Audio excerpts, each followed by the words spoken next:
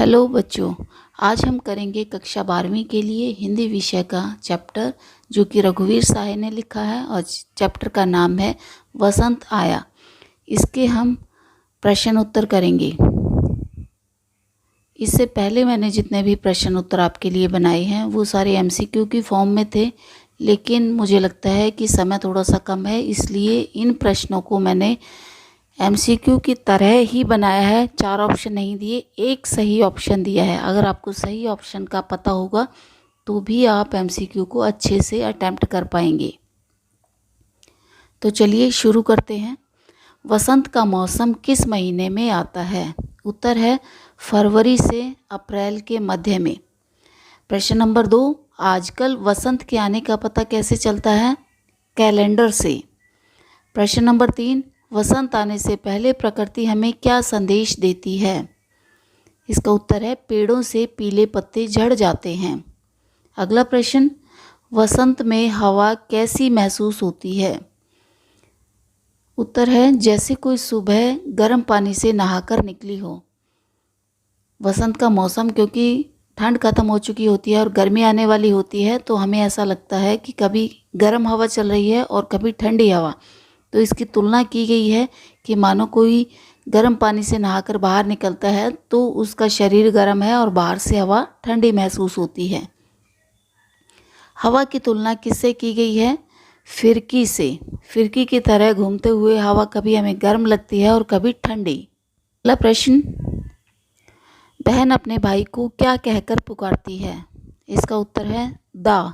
दा या दादा बंगाल में बड़े भाई को कहते हैं। चिड़िया कहाँ बोल रही है? अशोक के पेड़ पर। अगला प्रश्न, कवि को कैसे पता चला कि वसंत आ गया है? इसका उत्तर है कैलेंडर से। ये गलती से रिपीट हो गया है। अगला प्रश्न, वसंत के आने का क्या प्रमाण था? इसका उत्तर है वसंत पंचमी की दफ्तर में छुट्टी थी। कवि को वसंत के आने का पता तो कैलेंडर से लगता है, लेकिन प्रमाण इस चीज़ से मिलता है कि दफ्तर में छुट्टी थी। अगला प्रश्न, कविताओं के माध्यम से कवि को वसंत के बारे में क्या पता चला? इसका उत्तर है वसंत के मौसम में ढाक के जंगल खिल जाते हैं, अर्थात ढाक के वृक्षों पर फूल आ जाते हैं। ढाक के फूल किस रंग के होते हैं? ढाक के फूल लाल रंग के अथवा संतरी रंग के होते हैं। ढाक के फूलों की तुलना किससे की गई है? इसका उत्तर है दहकते हुए अंगारों से, क्योंकि लाल या संतरी रंग के होते हैं और अंगारे जो है लकड़ी जलने के बाद जब अंगारे बन जाते हैं तो वो लाल या ऑरेंज कलर की ही दिखाई देती है।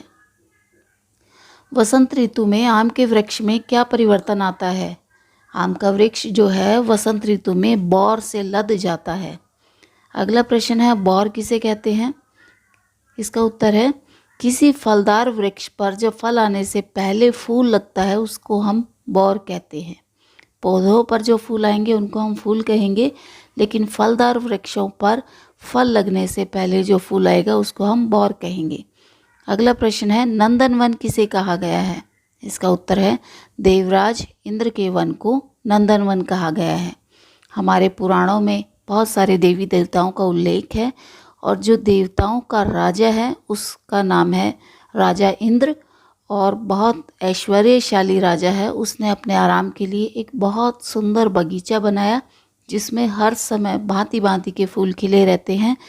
उस बागीचे का नाम इंद्र ने नंदनवन रखा। कविता में कवि ने नंदनवन का प्रयोग किस संदर्भ में किया है?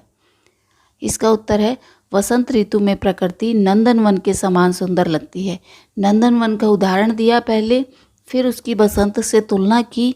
इसका ये अर्थ है कि जितना सुंदर स्वर्ग में इंद्र का बागीचा नंदनवन है, उतनी ही सुंदर प्रकृति जो है वसंत ऋतु में धरती पर हो जाती है। अगला प्रश्न, नंदनवन की क्या विशेषता होती है? इसका उत्तर है नंदनवन हमेशा रंग, रस और गंध से भरा होता है। रंग यानी विभिन्न प्रकार के रंगों के फूल खिले होते हैं। रस यानी विभिन्न वृक्षों पर फल लगे होते हैं। गंध यानी हर समय बहुत अच्छी सुगंध उस बागीचे में उपलब्ध होती है। वसंत ऋतु में कोयल का व्यवहार कैसा होता है? इसका उत्तर है वसंत ऋतु में कोयल औसत से ज़्यादा कूकने लगती है। कोयल बोलती हमेशा है, लेकिन वसंत में कुछ ऐसा होता है कि वो अपने औसत से बहुत ज़्यादा बोलने लगती है। वसंत ऋतु में कोयल अक्सर सुनाई देती है। प्रश्न है अगला, कोयल ऐसा व्यवहार क्यों करती है? इसका उत्तर है क्योंकि आम के बौर से कोयल मधुमस्त हो जाती है। आम के बौर की खुशबू जो है कोयल को नशे के समान लगती है और वो उसके दिमाग पर असर करती है, इसलिए कोयल जो है उस नशे से मस्त हो जाती है और इतना अधिक बोलना शुरू कर देती है। अगला प्रश्न, वसंत ऋतु में भंवरा क्या करता है? जिस प्रकार कोयल मधुमस्त हो जाती है, ठीक उसी प्रकार अत्यधिक फूलों को देखकर भंवरा मस्त हो जाता है। अगला प्रश्न, मनुष्य को वसंत के आगमन का कैसे पता लगना चाहिए? इसका उत्तर है प्रकृति में आए हुए परिवर्तनों के द्वारा। वसंत ऋतु इतनी खूबसूरत ऋतु है कि उसका पता व्यक्ति को प्रकृति में हुए परिवर्तनों के द्वारा लगना चाहिए, लेकिन आजकल किसी के पास इतना समय नहीं है कि वो प्रकृति को निहारे, इसलिए वह प्रकृति से आजकल बहुत दूर हो गया है। उसको पता लगना चाहिए प्रकृति में हुए परिवर्तनों से, लेकिन उसको पता लगता है कैलेंडर से। अगला प्रश्न है, वसंत के आने पर प्रकृति में कौन कौन से परिवर्तन होते हैं? अब इसके 3-4 ऑप्शन हैं। एमसीक्यू में कोई एक ऑप्शन इसमें से आपको दिखे वही ठीक उत्तर होगा। पहला ऑप्शन है पीले पत्ते झड़ जाते हैं, क्योंकि वसंत आने से पहले पतझड़ आता है, सर्दी की ऋतु होती है और ढेर सारे पीले और काले पत्ते जो हैं पेड़ों से झड़ जाते हैं, नए पत्ते आते हैं। दूसरा ऑप्शन है चारों तरफ फूल खिल जाते हैं। तीसरा ऑप्शन है मौसम सुहावना हो जाता है, क्योंकि ना सर्दी होती है और ना अभी गर्मी आई होती है। अगला ऑप्शन है फसल पकने को होती है और फलदार वृक्षों पर बौर आ जाता है। अगला प्रश्न देखते हैं, वसंत पंचमी का उत्सव कब मनाया जाता है? बसंत महीने की पंचमी तिथि को वसंत पंचमी मनाई जाती है।